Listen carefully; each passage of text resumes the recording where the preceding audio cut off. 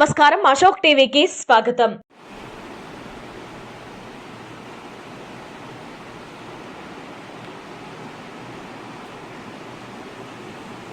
Keshavram, AP Yanadi గిరిజన ఉద్యోగుల సంఘం జిల్లా అధ్యక్షులుగా పనిచేస్తున్నారు.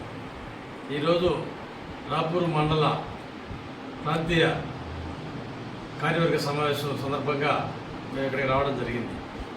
ముఖ్యంగా మా సంఘం యానాది ఎంప్లాయీస్ అసోసియేషన్ని ఉద్యోగులందరితో కలిసి సభ్యత్వాలని అందరి ద్వారా సేకరించి వాళ్ళ సమస్యల మీద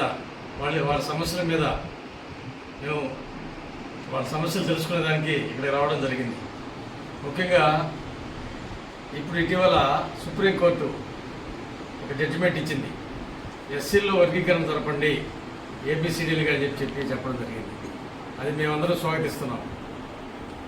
అదే రీతిలో మా ఎస్టీల్లో కూడా ఏబిసిడి వర్గీకరణ జరగాలని చెప్పి మా సంఘం ద్వారా మేము కోరుకుంటున్నాం.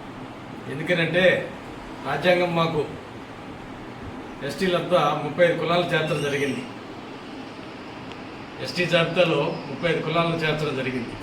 దాంట్లో మాది 31గా చేర్చడం జరిగింది యానాది కులాన్ని.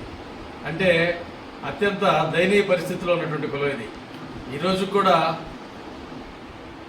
ఫుడ్ కలెక్షన్ చేసుకోవడం కానీ, చెత్త ఏరుకునేటువంటి బతుకులు, కష్టపడి ఇబ్బందులు పడి కనీస వసతి లేనటువంటి జాతి యానాది జాతి. చెప్పాలంటే ఇప్పటికీ చెట్లలో లేకపోతే రోడ్డు పక్కన ఎక్కడో ఉంటూ బతుకు జీవనం సాగిస్తూ ఉన్నారు.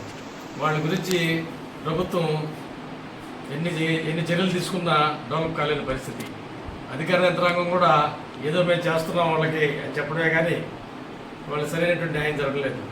ఈ పరిస్థితుల్లో ఈ అత్యంత దుర్భరమైనటువంటి కులాన్ని మమ్మల్ని గుర్తించి మాకు న్యాయం చేయాలని చెప్పి కోరుతున్నాం.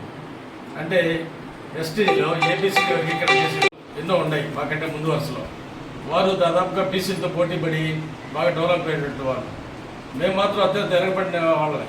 మాకు ఉద్యోగాలు వాళ్ళ కాంపిటీషన్ వస్తా చాలా ఇబ్బంది పడుతూ ఉన్నాం. మాకు సరైన ఉద్యోగాలు రావడం లేదు. ప్రతి విషయంలో కూడా మాకు అన్యాయం జరుగుతుంది. కాబట్టి ఎస్టీ వర్గీకరణ, ఏబిసిడి వర్గీకరణ చేయాలని చెప్పి మా సంఘం ద్వారా మేము డిమాండ్ చేస్తున్నాం. రాష్ట్ర ప్రభుత్వాన్ని, కేంద్ర ప్రభుత్వాన్ని కోరుకుంటూ సెలవు తీసుకుంటాం. చేవూరు సుబ్బారావు, ఏపీ యానాది గిరిజన ఉద్యోగుల సంఘం రాష్ట్ర అధ్యక్షుడిగా ఉన్నాను. ఈరోజు రాపూరు మండల ఏపీ యానాది గిరిజన ఉద్యోగుల సంఘం కార్యవర్గ సమావేశాన్ని ఏర్పాటు చేసుకున్నాం. ఈ సమావేశంలో కొన్ని తీర్మానాలు చేశాం. ఏంటంటే రాష్ట్రంలో ఉన్నటువంటి గిరిజనులు 35 తెగలలో 35 లక్షల మంది జనాభా ఉంటే గిరిజనులు, వారిలో దరిదాపు 10 నుంచి 11 లక్షల మంది కేవలం యానాదులు మాత్రమే ఉన్నారు. కానీ ఈ యానాదులకు సంబంధించి అత్యంత వెనుకబడిన కులం ఏదంటే 35 కులాలు యానాదులే.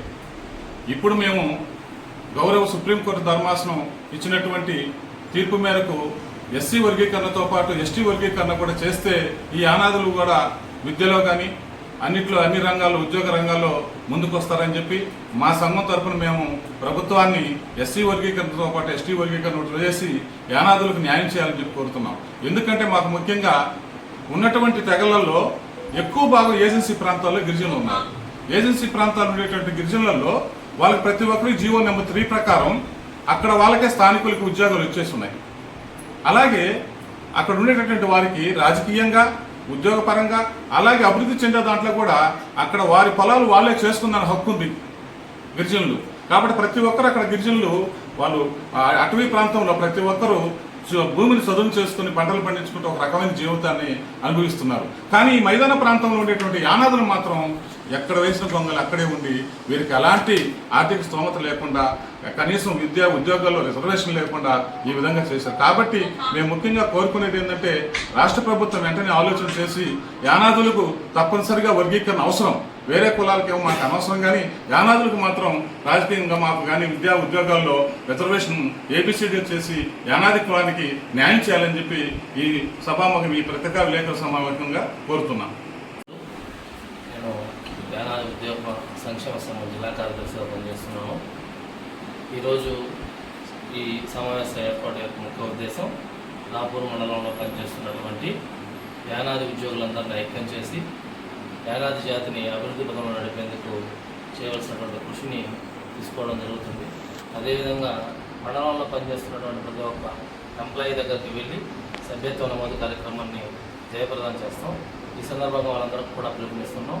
యానాది సంక్షేమ సంఘంలో సభ్యులుగా చేరి జాతి అభివృద్ధికి దోహదపడాలని రాపూర్ మండల శాఖ పక్షాన వాళ్ళందరినీ కూడా కోరుతున్నాం. నమస్కారం, అశోక్ టీవీకి స్వాగతం.